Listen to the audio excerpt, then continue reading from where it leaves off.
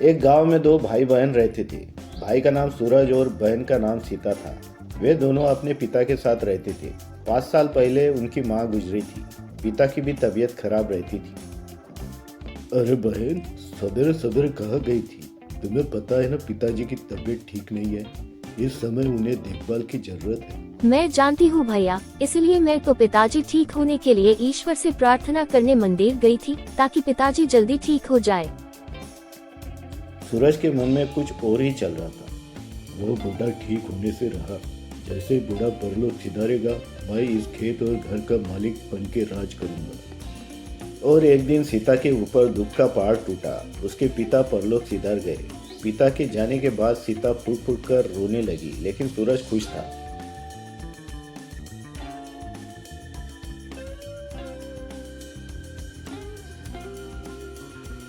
पिता के जाने के बाद सूरज ने अपना रंग दिखाया और अपनी बहन को घर से बाहर निकाला।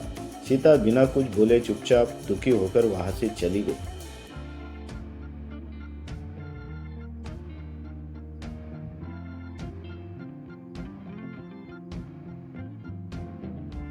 कई दिनों तक सीता भूखी प्यासी जंगलों में भटक रही थी। भटकते भटकते वो एक कुएं के पास पहुंची। कुएं को देखकर उसने अपनी जीवन लीला समाप्त करने की ठानी। मेरा इस दुनिया में एक भाई के सिवा कोई नहीं था। आज उसने भी घर के दरवाजे बंद कर दिए। अब मैं कहाँ जाऊँ, इसलिए मैं अपनी जीवन यात्रा समाप्त कर लूंगी। काफी देर तक सोच विचार करके अपने मन को कठोर बना के उसने अंतिम निर्णय लिया कि वो इस कुएं में छलांग लगाकर अपनी जान दे दी। ऐसा बोल के वो कुएं के कटघरे पे खड़ी हो गई। हे भगवान, मुझे माफ कर देना, मैं तुम्हारे पास आ रही हूँ, मुझे मुक्ति दे दो। फिर उसने कुएं के अंदर छलांग लगा दी। कुआं सूखा होने के वजह से वो सीधा नीचे तय में जाकर गिर गई। वो कुएं के तय में गिरकर काफी देर तक बेहोश रही। जब उसे होश आया तो काफी उदास थी कि भगवान उसे मौत क्यों नहीं दी। फिर वो काफी चोटिल होकर अंदर आगे बढ़ने लगी। कुएं के अंदर बहुत बड़ी गुफा थी। आगे बढ़ने पर एक तरफ से रोशनी फूट रही थी। वो उस तरफ आगे बढ़ी।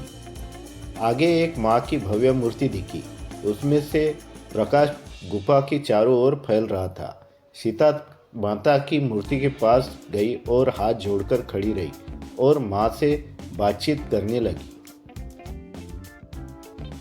माता की मूर्ति के सामने वो अपनी सारी दुख भरी कहानी बयान की और दुखी होकर वो माता के चरणों में बैठकर रोने लगी। तभी मूर्ति में से प्रकाश निकलने लगा, जिससे गुफा रोशन हो गई।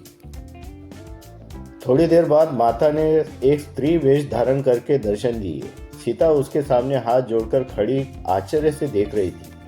पुत्री, मैं तुम्हारे सारे दुख हरने आई हूँ। मैं जानती कि तुम्हारे साथ अन्याय हुआ है। अब दुखी होने की जरूरत नहीं है। मैं तुम्हारे सारे कष्ट दूर कर दूंगी। तुम्हारे पास आज से किसी चीज की कमी नहीं होगी। यहाँ से पूर्व में मैंने तुम्हारे निवास और खेती बाड़ी का इंतजाम कर दिया है। तुम जहाँ सुख से जीवन व्यतीत कर सकती हो। मेरा आशीर्वाद हमेशा तुम्हारे साथ रहेगा। और 10 साल बीत गए। अब सीता के पास सब कुछ था। बड़ा घर, खेती बाड़ी, एक अच्छा पति और एक 8 साल की बेटी, जिसे माँ का नाम दिया था दुर्गा।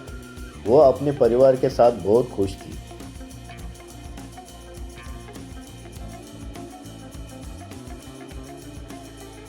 एक दिन वो परिवार के साथ मंदिर गई थी। वहां उसने देखा कि मंदिर के एक कोने में एक आदमी बहुत बुरे हाल में सो रहा है। सीता उसे देखकर सोचने लगी, यह तो मेरे बड़े भाई सूरज जैसे दिख रहा है।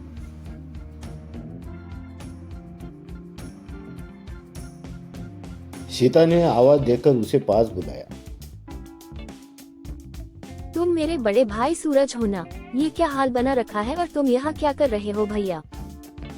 मत बोल मुझे भैया, मैं पापी हूँ। मैं पाप की सजा काट रहा हूँ। मैं भाई नहीं, कसाई हूँ, जो तुम्हारे जैसे देवी बहन को घर से बाहर निकालकर दर दर की ठोकरें खाने के लिए छोड़ दिया और खुद शराब और जुए में खेती बाड़ी और घर दार फूंक कर भिखारी की तरह यहाँ वहाँ भटक रहा हूँ। आखिर बहन को अपने भाई पर दया आ ही गई। उसने उसे माफ कर अपने घर में पनाह दी। अब वो अच्छे इंसान की तरह खेती बाड़ी संभालने लगा। भाई के आने से उसका परिवार पूरा हुआ। वो इससे बहुत खुश रहने लगी।